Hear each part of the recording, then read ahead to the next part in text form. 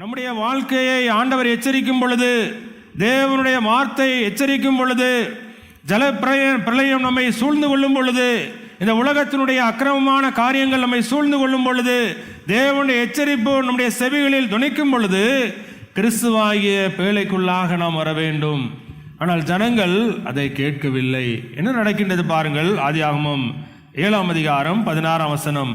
ஆதியாகமம் 7ஆம் அதிகாரம் 16ஆம் வசனம். தேவன் அவனுக்கு கட்டளையிட்டபடியே ஆணும் பெண்ணுமாக சகலவித மாம்ச ஜந்துக்களும் உள்ளே பிரவேசித்தன. அப்பொழுது கர்த்தர் அவனை உள்ளே விட்டு கதவை அடைத்தார். உள்ளே விட்டு கதவை அடைத்தார். அந்த வார்த்தை மிக முக்கியமானது. உள்ளே விட்டு கதவை அடைத்தார். ரட்சிப்புக்கு ஒரே வழி ஆண்டவராய் இயேசு கிறிஸ்து. ரட்சிப்புக்கு ஒரே வழி பேழையாகிய கிறிஸ்துவுக்குள்ளாக நாம் வர வேண்டும். நம்முடைய பாவ வாழ்க்கையிலிருந்து நாம் மனம் திரும்பி கிறிஸ்துவாகிய பேழைக்குள்ளாக நாம் வர வேண்டும். சபைக்குள்ளாக நம்மை வைத்து நம்மை பாதுகாத்திருக்கின்றார். சபைக்குள்ளாக தான் பாதுகாப்பு இருக்கின்றது.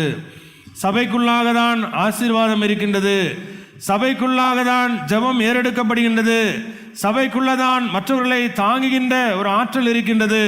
சபைக்குள்ளாக சகோதர சிநேகம் இருக்கின்றது. சபைக்குள்ளாக பரிசுத்தம் இருக்கின்றது. சபைக்குள்ளாக தேவனுடைய வார்த்தையும் எச்சரிப்பும் இருக்கின்றது. எனவே கதவும் அடைக்கப்பட்டது.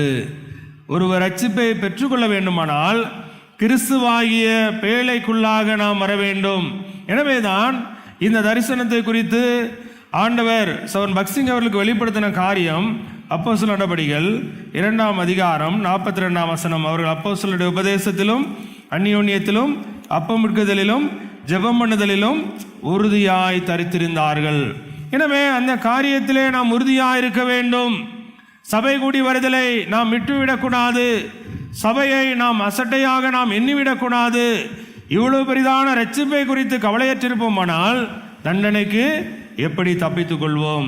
எனவே தேவன் எச்சரித்தார், ஜனங்கள் கேட்கவில்லை. ரட்சிப்புக்கு ஒரே வழி பேழையாகிய கிறிஸ்துவுக்குள்ளாக நாம் வர வேண்டும். புதிய ஏற்பாட்டின் சத்தியத்திலே ஆண்டவர் மணவாட்டியாகிய சபையை வைத்திருக்கின்றார். ஒரு நாளிலே இயேசு வரப்போகின்றார். மத்திய ஆகாயத்திலே எக்காலம் தொனிக்கும். முதலாவது மரித்தவர்கள் எழுந்திருப்பார்கள். பின்பு உயிரோடு இருக்கிற நாம் எதிர்கொண்டு போக மத்திய ஆகாயத்திலே அவரை நாம் சந்திக்க போகின்றோம். அவரை தரிசிக்க போகின்றோம். யாருடைய காதுகளிலே எக்காலம் துணிக்கும்? ஆயத்தமாய் அவருடைய வருகைக்காக காத்திருக்கின்றவருடைய காதுகளிலே எக்காலம் துணிக்கும். மற்றவர்கள் கைவிடப்படுவார்.